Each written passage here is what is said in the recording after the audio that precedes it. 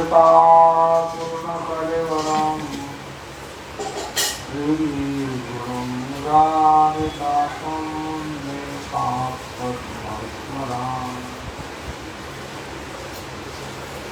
शान्तं सुधिरां नवनीतकायं दीर्घलकुन्नरामनुहाररूपं करुणानिर्मिता विग्रहमसुरां नौमि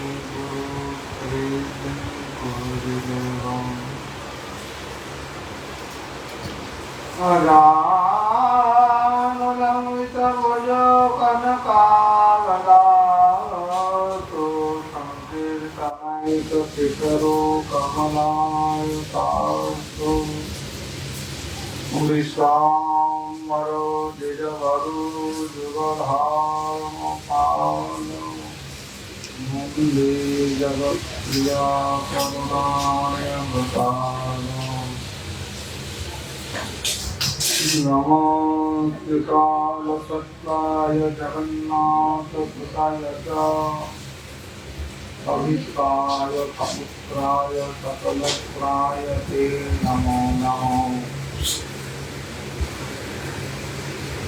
वन्देऽहं श्रीगुरुश्रीयुतपदकमलं श्रीगुरुं श्रीवैष्णवांश्च श्रीरूपं तद्रजातं सहगणरघुनाथं नितं तं सजीवं साद्वैतं सावधूतपरिजनं सहितं श्रीकृष्णचैतन्यदेवं राधाकृष्णपादानं सहगणं ललिता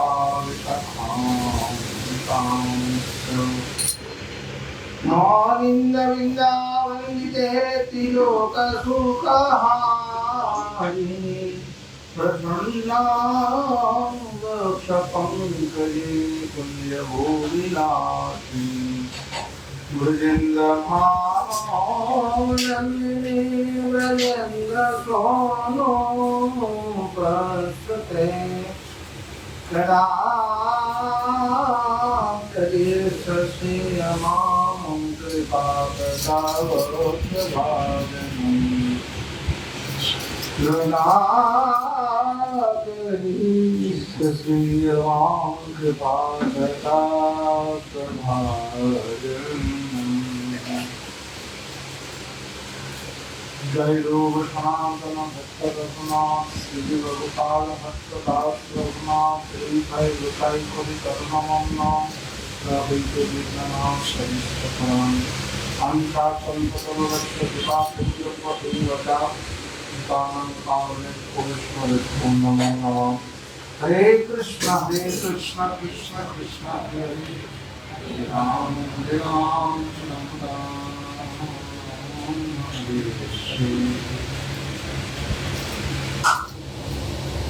कोई युग पावन अवतार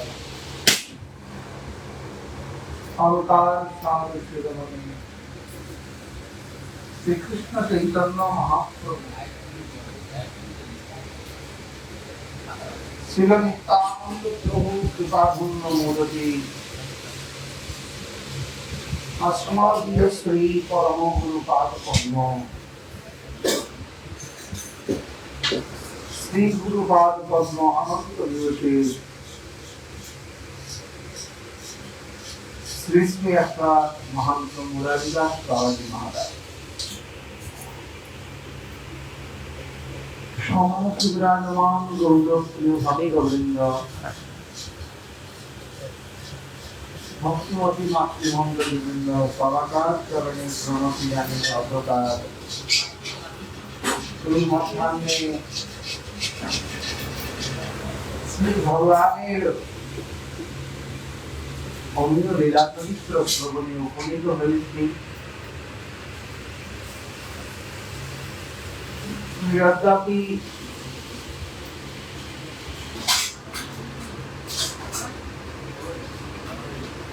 এই ফিল্মের সাথে জগৎ পরিকথা শ্রবণ হয়েছে, আজকে মহাপ্রভুর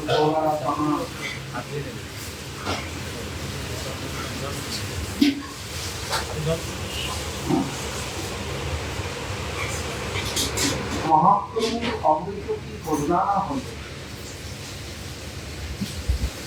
শ্রী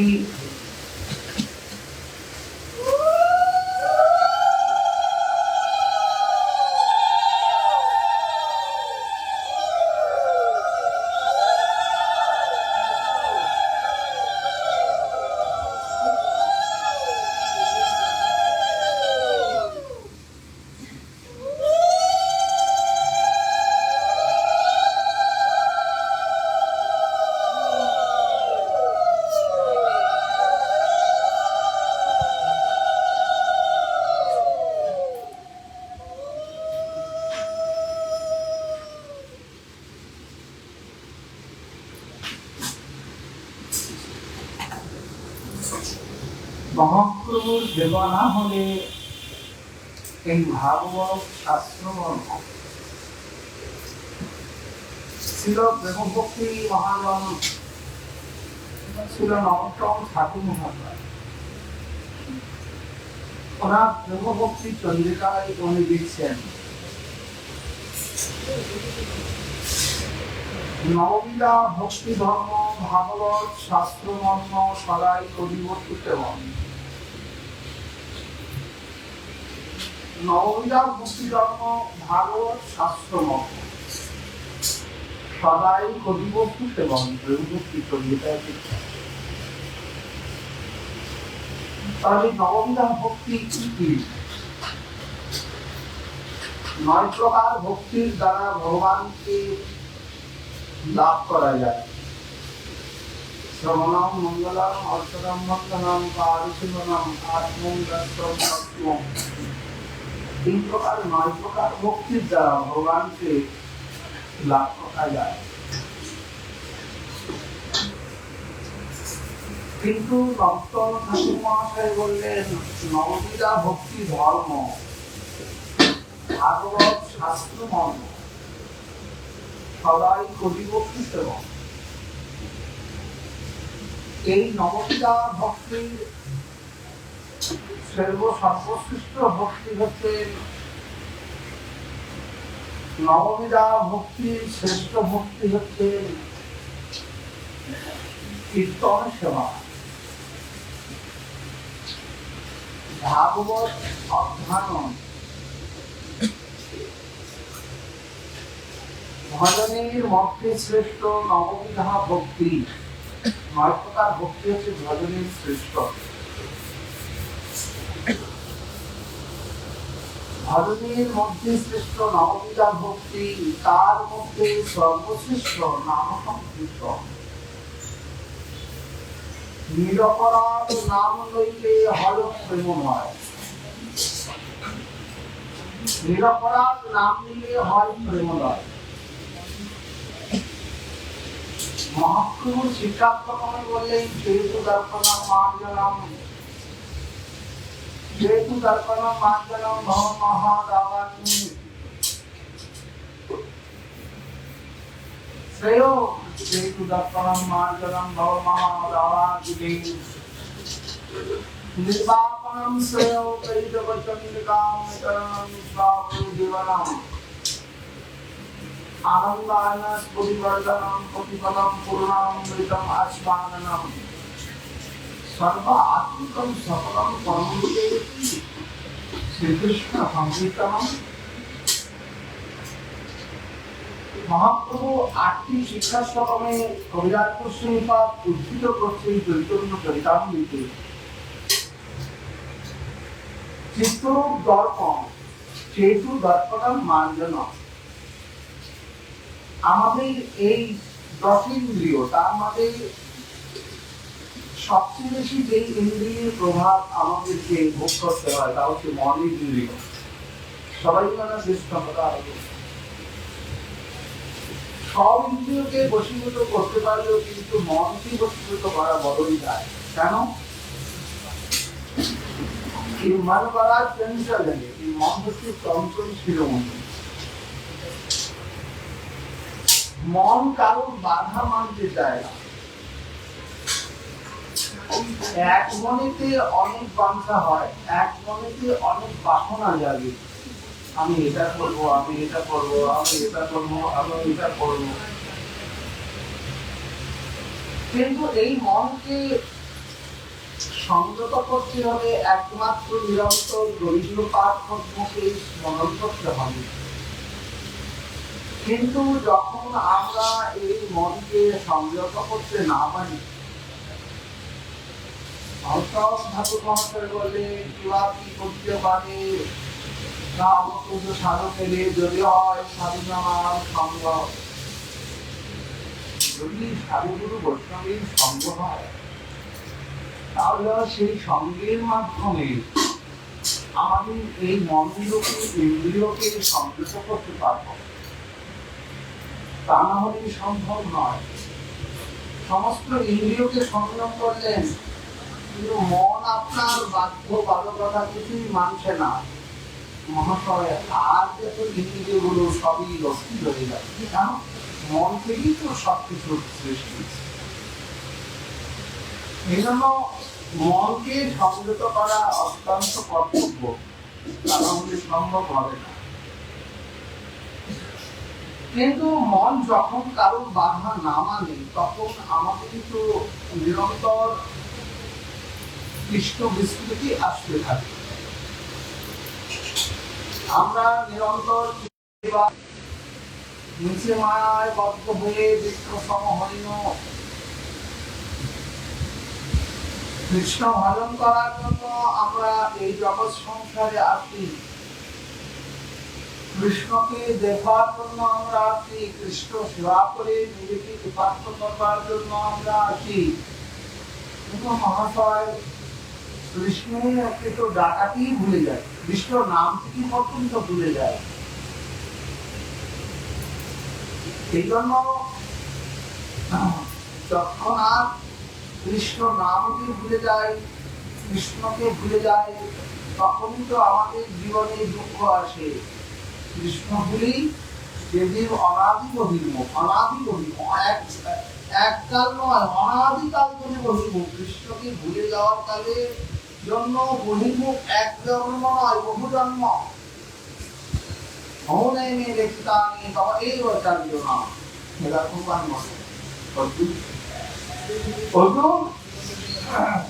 তোমার জন্ম হচ্ছে, আমার জন্ম হচ্ছে, আবার মৃত্যু হচ্ছে, কিন্তু অর্জুন তুমি জানো না, আমি জানি। বহু নেমে গেছি, আমি তখনই ভাষা, আমি জানি তোমার কয়বার জন্ম, আমার কয়বার জন্ম, কয়বার মৃত্যু। এই জন্য মনকে সংযত করাটা বড়ই কঠিন হয়ে যায়। মন কারুর বাধা মানে না, না শুনে প্রাণ, মন কারুর বাধ্যকতাকে মানতেই চায় না। তখন কি করা উচিত? কৃষ্ণকে ভুলে যাই তখন আমরা। মন এত বৈকল্যতা হয়ে যায়, দেখবে মনের বৈকল্যতার কারণে ভজন করতে করতে করতে করতে মনের এমন একটি দশা হয়ে যায়, না কৃষ্ণ নামে তো সুরস হচ্ছে না, কৃষ্ণ নাম করলে তো আমি কিছু তৃপ্ততা অনুভব হচ্ছে না, কৃষ্ণ নামে তো আমার চিন্তন আসছে না, কৃষ্ণ নাম করে কি লাভ হবে? বৈকল্যতা। তখনই আমাদের অন্তর থেকে কৃষ্ণ ভুলে যায় তখন কৃষ্ণ ভুলে যায়, দেব অনাদি বহিন হয়। অতএব মায়াকারী যায় সংসারে নানা প্রকার। কৃষ্ণকে ভুলে গেলেই আমাদেরকে এই দুঃখ ভোগ করতে হয়। কিন্তু কৃষ্ণকে মহাশয় ভুলে গেলে হবে না। ভুলে গেলে তো ভুলে গেলামই, আর ওই মায়ার সংসারে নিরন্তর হাবুডুবু খেতে হবে। হাবুডুবু খাওয়া তো আমার জীবনের জীবাত্ম বস্তু নয়। কৃষ্ণকে চিন্তা করতে হবে, কৃষ্ণ সেবা করতে হবে, কৃষ্ণকে স্মরণে রাখতে হবে, সাধু সঙ্গ করতে হবে। কিবা কি করিতে পারে কাম মন সাধু পেলেই যদি হয় সাধু জনার সঙ্গ।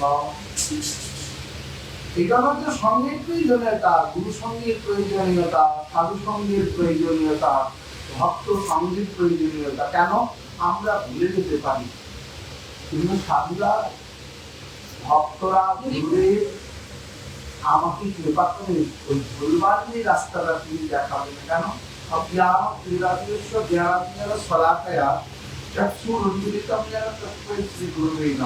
তিনি ভুলে যাওয়াটা ভুলাবেন না আমাকে, আমাকে রাস্তা দেখিয়ে গভীরের সঙ্গে আমাকে দিয়ে যাবেন, তবে তো জীবনের সার্থকতা হবে।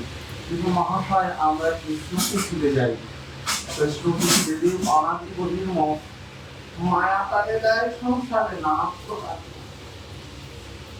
মায়া সংসারে নানা প্রকার দুঃখ দিতে থাকে, এক প্রকার নয়। কবু স্বর্গে ডোবায়, কবু নরকে ডোবায়, দ্বন্দ্বে যেন রাজা নদীতে ডুবায়।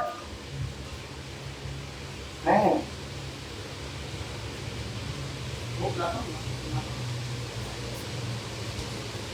দ্বন্দ্বে যেন রাজা নদীতে ডুবায়। বারবার দুঃখের সাগরে বিবর্তিত করতে হয়। কেন? আমরা কি পারবো না কৃষ্ণ উন্মুখ করতে? আমরা কি পারবো না কৃষ্ণ ভজন করতে? এই দেহটি পেয়েছি তো কৃষ্ণ সেবায় লাগানোর জন্য, মায়ার সেবায় লাগানোর জন্য তো নয়। এই দেহটি পেয়েছি কৃষ্ণের জন্য, কৃষ্ণ সেবা করে, কৃষ্ণ চিন্তা করে, কৃষ্ণকে নিরন্তর ডাকবার জন্য এই দেহটি পেয়েছি।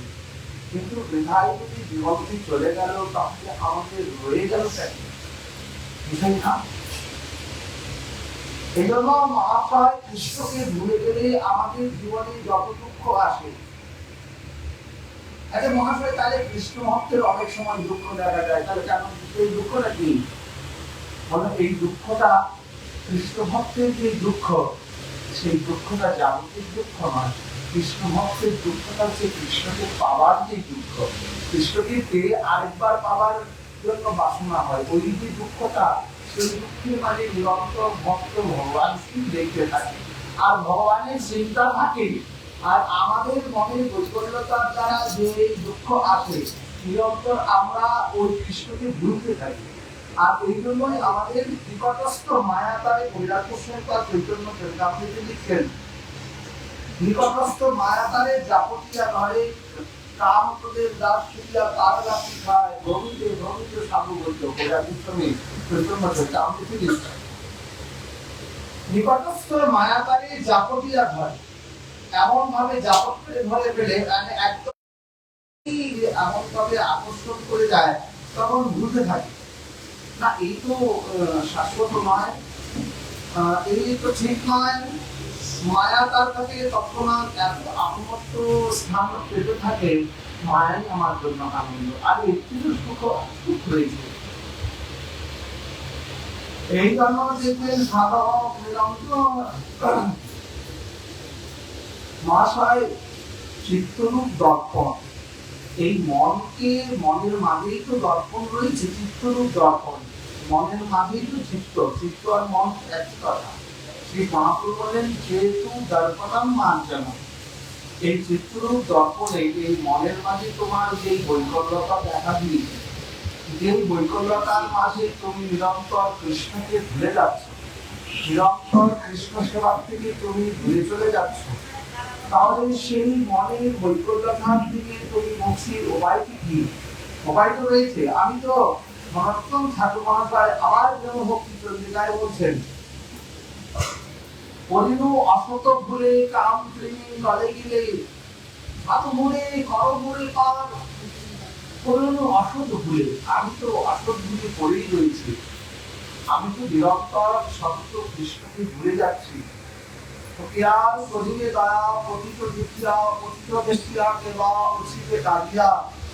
আমার প্রতি যদি করুণা দৃষ্টি প্রভু তোমার না থাকে, তাহলে আমি তোমাকে বুঝবো কি করে, আমি তোমাকে জানবো কি করে?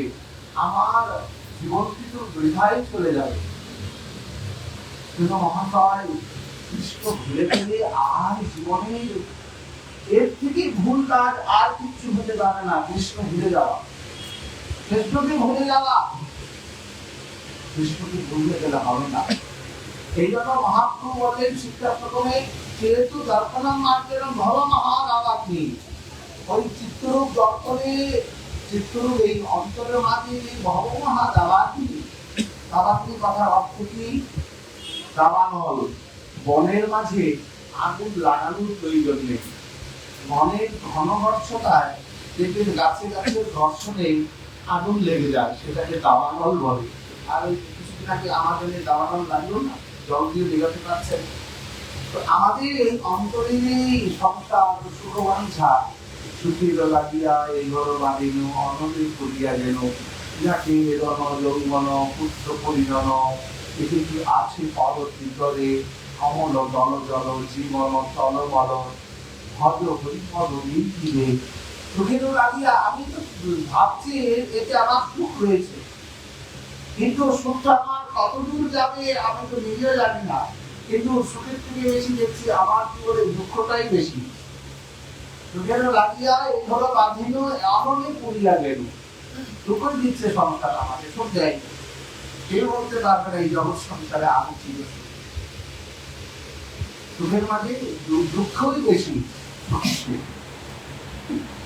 কিন্তু মহাশয় কৃষ্ণ ভজনেই একমাত্র চিরসুখ।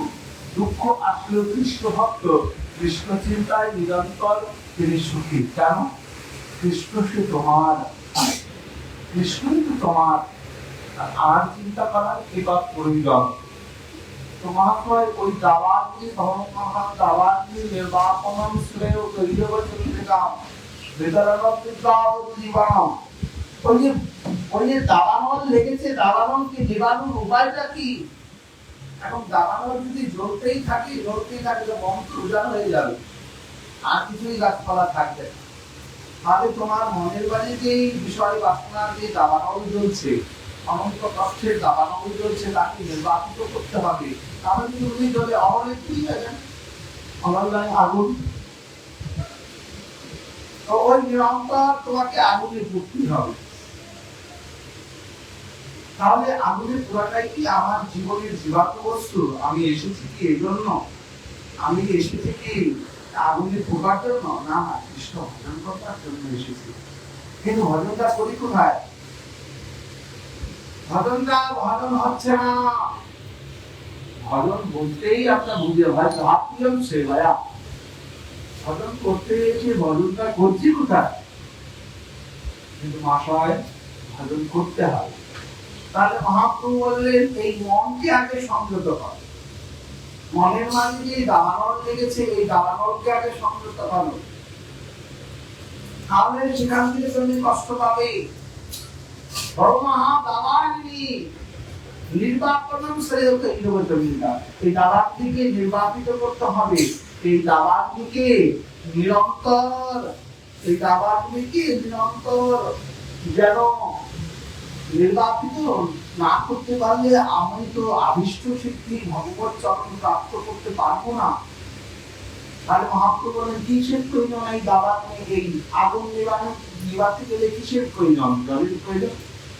ভগমহা দাবাগ্নি নির্বাপিত করতে হবে, নিবাতে হবে আগুনকে।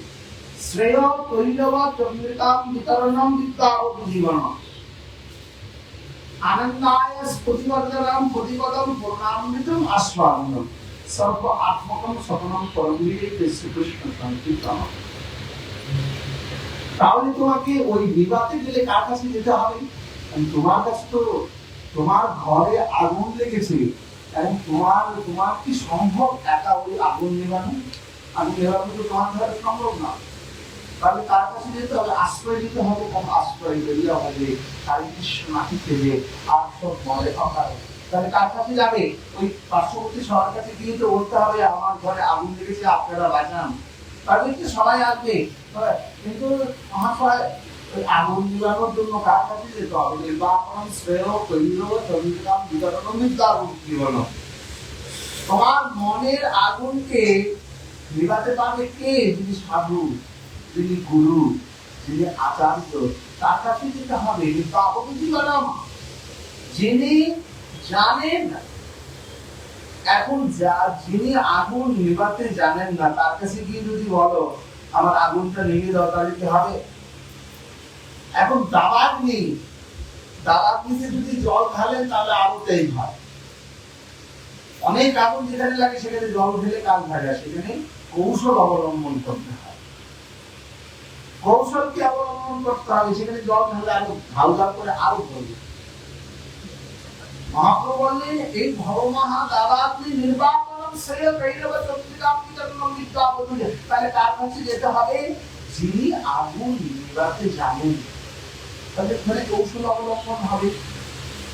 তিনি কৌশল অবলম্বন করে আগুন নিবানোর জন্য আমাকে ব্যবস্থা করবেন, আগুন নিবানোর প্রক্রিয়া করবেন। তাহলে কে? মহাপ্রভু উদাহরণ দিলেন, কে তাহলে নিবান করে? সে হলো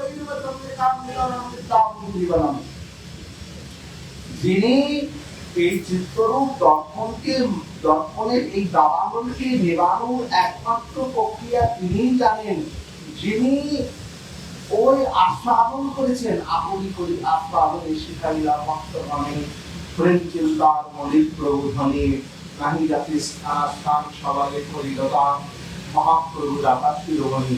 কবিরাজ গোস্বামী পাঠ চৈতন্য চরিতামৃতে লিখছেন। তাহলে কার কাছে যেতে হবে? যিনি আগুন নেবানোর জানেন। তাহলে কে জানেন? মহাপ্রভু দাতা শির বিদ্যাবতু জীবনম, যিনি যত্ন করতে জানেন, যিনি মহাপ্রভুর সান্নিধ্যে যেতে হবে, গৌরী বৈষ্ণবের সান্নিধ্যে যেতে হবে, তারা জানেন আগুন নেবাতে হবে কি করে। আমাদের এই চিত্তে যে আগুন লেগেছে তাকে কি করে নেবাতে পারবো? রমিতে রমিতে সাধু বৈদ্য পায়, তাহার মন্ত্রে মায়া পিতাসী বাড়ায়। ওই তখন ওই সাধুর কাছে গেলে আর ওই যখন ওই গুরুর কাছে যাবেন তখন তিনি আগুন নিবানোর মন্ত্র বলে দিবেন। কিন্তু আমাকে জীবন তোমাকে সচেতন করতে হবে, যত্ন করতে হবে, তাহলে তুমি পারবে না। তুমি কোনো বস্তুকে জানো, আগুন মনে করি আমরা সাধারণ করতে বুঝাচ্ছি, আগুন নিবাতে হবে কি করে জানি, কিন্তু সেখানে যদি প্রক্রিয়া, সেখানে যদি কৌশল অবলম্বন না করি, সেই আগুন তো আমার বিনাশ ঘটাতে পারে, ঠিক না? আগুন তো আমারও তো বিনাশ ঘটাতে পারে। তাহলে তাকে যত্ন করতে হবে। মহাপ্রভুর বিদ্যাবতু জীবন, বিদ্যাবতু জীবন, বিদ্যাবতু কাকে বললেন? বিদ্যা বিনয় সংকরণে ব্রাহ্মণ্য গোপী হস্তে, এটা ভগবান বললেন। বিদ্যা বিনয় সংকরণে ব্রাহ্মণ্য গোপী হস্তিনী সমীচৈব সমাজে পণ্ডিতা সমদর্শিনী। তিনি বিদ্যাবতুর জীবনম। বিদ্যাবতুর জীবনটা কেমন? যে জানে সে কি বলে আমি জানি, যে জানে সে কখনো বলবে না আমি জানি। যে জানে ফলবন্ত বৃক্ষ আর গুণবন্ত জন। ফলবন্ত ফলের গাছ দেখবেন, আম গাছে যখন আম হয়, আমের এত ওজন হয়, আম গাছটি নিচু হয়ে যায়। তো যার ভিতর কিছু রয়েছে সে নিচু দৈন্যতা থাকবে তার। সে বলবে না আমি কিছু জানি, আর যদি বলে আমি জানি তাহলে তার কিছুই জানা হলো। বিদ্যাবতু জীবন, বিদ্যাবতু কেমন হয়? বিদ্যাবতু তিনি সব কিছু জানেন, কিন্তু বধূ যখন কুলবধূ হয়ে যায়, ঘরের মেয়ে যখন কুলবধূ হয়ে যায়, সে কি কিছু জানে না? সে তো তার মার কাছেই ছিল, ঘরে তো সব কিছু জানতো সে, কিন্তু ওই কুলবধূ হয়ে যখন যাচ্ছে তখন তার লজ্জা, তিনি সম্বরণতার ভাব, তিনি জানেন সবকিছু, কিন্তু তারপরেও নিজেকে একদম দৈন্যতা, কিছু জানি না আমি, আমাকে কৃপা করে বল কৃষ্ণ, সে তোমার কৃষ্ণ দিতে পারো, তোমার শক্তি আছে। কৃষ্ণ সে তোমার কৃষ্ণ দিতে পারো, তোমার শক্তি আছে। তুমি তো দিতে পারো কৃষ্ণ। জানেন নিজে, বিদ্যাবতু জানেন, কিন্তু নিজেকে একদম আমি তো কিছুই জানি না। বিদ্যাবতু জীবনম, ওই বিদ্যাবতু জীবনম, বিদ্যাবতুর কাছে যেতে হবে। তিনি জানেন, যত্ন করতে জানেন। কেন? কৃষ্ণ নামে কি মাধুরী তিনি জানেন, কিন্তু আমার নিজে কি মন্ত্রের দ্বারা নির্বাপিত করতে হবে তিনি জানেন। মহাশয়, সেই মহাশয় চরণকে আশ্রয় করতে হবে। যার চরণকে আশ্রয় করলে কৃষ্ণ প্রাপ্তি হবে, কৃষ্ণ সেবা পাবো, কৃষ্ণের সংসার করতে পারবো। তো ওই বিদ্যাবতু জীবনম আনন্দায় স্মৃতিবর্ধনম প্রতিপদম করুণাম প্রভু আস্বাদন। ওই বিদ্যান বধূ তিনি সযতন করতে জানেন, আর ওই তার কাছে আশ্রয় নিয়ে তিনি বলে দিলেন যে এই আগুন কি করে নির্বাপিত করা যাবে। আগুনকে যদি বাতাস দেওয়া হয় তাহলে আরো আরো বাড়বে। এই জন্য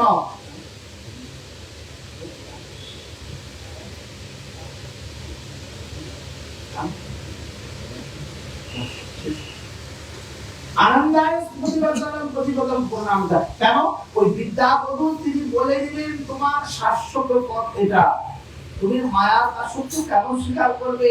তুমি তো মায়ার দাস নয়, তুমি তো অনন্তকাল ধরে কৃষ্ণনাথ পরিমাণে যে আনন্দ সিন্ধুরে অতি ব্রহ্মানন্দ নহে তার একবিন্দু। এই জন্য কৃষ্ণ ভক্ত সর্বদা দাস কথা কি লাগায়, কেন? দাস হওয়াটাই তো জীবের জীবনের ভাগ্য। প্রভু মহা ভাগ্য নয় আমি দাস, তুমি প্রভু ভূমি দাস, এই হরিমাস। ওই বিদ্যাবন্ধু বলে দিলেন আনন্দায় স্ফুটিবর্ধনম প্রতিপদম পুনরামৃতম আস্বাদনম। তুমি প্রতি পদে পদে এই দুঃখের সাগর থেকে, এই দাবানল থেকে মুক্তি পাওয়ার উপায় ওই বিদ্যাবন্ধু বলে। কেন? বিদ্যাবন্ধুকে তিনি জানেন, বিদ্যাবন্ধুকে তিনি গুরু, বিদ্যাবন্ধুকে তিনি আস্বাদন করেছেন, বিদ্যাবন্ধুকে যিনি জানাতে পারেন, বিদ্যাবন্ধুকে যিনি আচরণশীল, বিদ্যাবন্ধুকে যিনি সদাচার সম্পন্ন, তার কাছে আশ্রয় তিনি করলেন। বিদ্যাবন্ধু জীবনম, বিদ্যাবন্ধুর জীবনকে লক্ষ্য করতে বললেন মহাপ্রভু। কেন? তিনি কিভাবে জানান? আনন্দায় পরিবর্তনম প্রতিপদম প্রণাম দেয়, ওই তার চরণকে আশ্রয় করলে প্রতি পদে পদে দেখবে তুমি, ধীরে ধীরে দেখবে তুমি মায়া কৃষ্ণ সূর্য সম, মায়া হয় অন্ধকার, যাহা কৃষ্ণ তাহা নাহি মায়ার অধিকার। তখন ওই সংগ্রহ করার মাধ্যমে তিনি বলে দেবেন, তখন তুমি আনন্দ সাগরে বাঁচবে। তখন ধীরে ধীরে মায়া তোমার থেকে, সূর্য সম মায়া হয় অন্ধকার, সূর্য উঠলে অন্ধকার তো আপনাতেই দূরে চলে যায়। সূর্য যদি আকাশে উঠে তাহলে রাতের অন্ধকার দূরে চলে যায় না? তো তেমনই ওই বিদ্যাবন্ধুর সঙ্গীতে তোমার অন্তরে যে কৃষ্ণ ভক্তির, কৃষ্ণকে যখন তুমি ডাকছে না, ভজন করছে না, কিন্তু ওই সঙ্গের মাধ্যমে ওই কৃষ্ণ সূর্য সম, ওই সূর্যের আলোর মাধ্যমে তোমার অন্তরে যত দাবানল সবকিছু নির্বাপিত হয়ে যাবে, তোমার অন্তর থেকে পাপ সব দূরীভূত হয়ে যাবে, তোমার অন্তর থেকে কৃষ্ণ ভক্তি রসভাবিতা মতে লোকবশ্যই পার পদ্মামৃত বলছে, কৃষ্ণ ভক্তি রসভাবিতা মতে অভিলাভ ঘটে, তুমি কৃষ্ণ ভক্তির রসকে আস্বাদন করতে পারবে। তখনই তো তোমার আনন্দ রস, যেমন আখের রস খেলেই তো রসের অনুভব করা যায়, ঠিক না? যেমন রসগোল্লার রস খেলেই তো অনুভব করা যাবে তাতে কতটুকু মিষ্টি রয়েছে। কারণ মহাপ্রভু বলেন ওই বিদ্যাবন্ধু তিনি বলে দিলেন তোমাকে কতটুকু কৃষ্ণ ভজনের প্রয়োজন, আর কৃষ্ণ ভজনের রস হচ্ছেটা তোমার অন্তঃকরণকে কতটুকু শুদ্ধিত করবে। তখন দেখবে এটিমতম ভাগবতম রসমালয়ম পৌরুরসিকা ভূরিভাবতা। তখন ওই রসকে আস্বাদন করতে তুমি শিখবে, তুমি জানবে। হ্যাঁ, তখন কি হবে? আনন্দায় স্ফুটিবর্ধনম। ওই রস একবার খেলে আবার সন্দেহ যদি একবার কেউ খাও, পরে যদি তাকে বলা আর খাবে কি, সে বলবে খাবে না। সন্দেশের স্বাদ যতক্ষণ বুঝতে না পারবে ততক্ষণ আলাদা বিষয়, কিন্তু যখনই সন্দেশ খেয়ে নিবে তখন তার স্বাদটা সে বুঝে গেল। তখন তার সামনে যদি সন্দেশ এনে দেওয়া হয় তখন সে আরেকটা সন্দেশ খাবে। তখন তার মানে কি হবে? আনন্দায় প্রতিবর্তন প্রতিবদন করুণামৃতা। তিনি জানেন সন্দেশের স্বাদ কি, ওই রসের স্বাদ কি। তখন তিনি কি করবেন? ওই বারবার পিবতম ভাগবতম রসমালয়ম মুহুরহস্তা ভূরিভাবতা, পিবতম ভাগবতম বারবার আস্বাদন করতে থাকবে। আস্বাদনের রসটি তো এমনই সুস্বাদু। পিবতম ভাগবতম রসমালয়ম মুহুরহস্তা ভূরিভাবতা।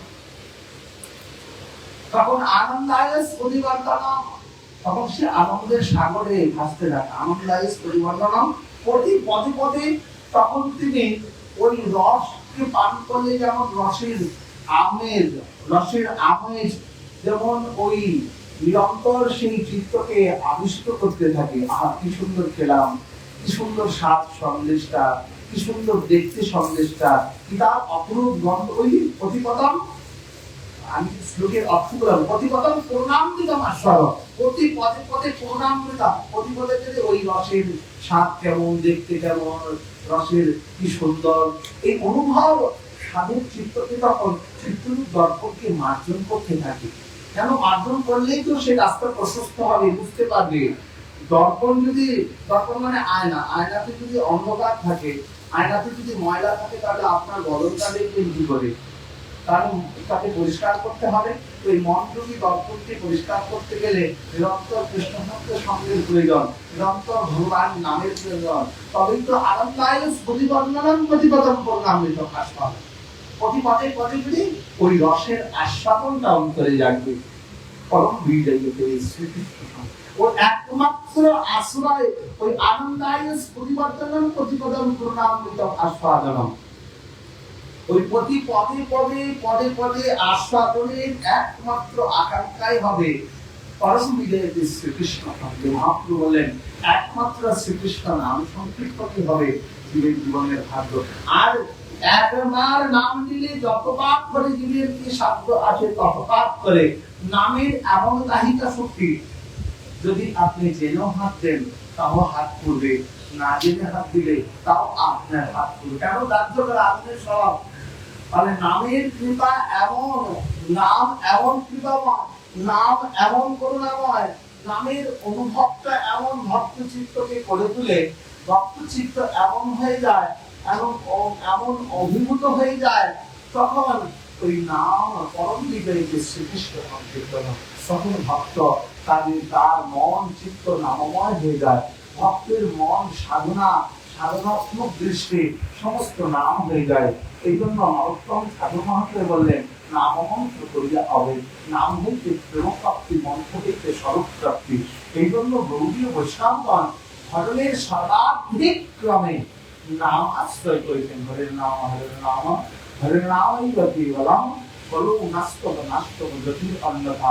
অন্নদান, অন্নযজ্ঞ, অন্ন তপস্যা সব কিছু ছেড়ে যদি কেউ নাম আশ্রয় করতে পারে, নাম চলে যদি নিজেকে সমর্পিত করতে পারে, তবে তার কৃষ্ণ প্রাপ্তির আর বেশি প্রয়োজন, আর সাধনের প্রয়োজন নেই। নামের কৃপাতে তার কৃষ্ণ প্রেম, কৃষ্ণ চরণের অনুরাগ, কৃষ্ণ প্রাপ্তি হতে সক্ষম। এই জন্য বলেন পরম বিজয়ীতে শ্রীকৃষ্ণ সংকীর্তন। এই জন্য যে নাম সেই কৃষ্ণ হরনিষ্ঠা করি, নামের সহিত আপেল আপনি শ্রীহরি। এই জন্য নিরন্তর আমাদেরকে নাম করতে হবে, নামই আমাদের একমাত্র আত্মার বস্তু। এই বলে হরি কথা এখানেই বিশ্রাম। জয় জয়।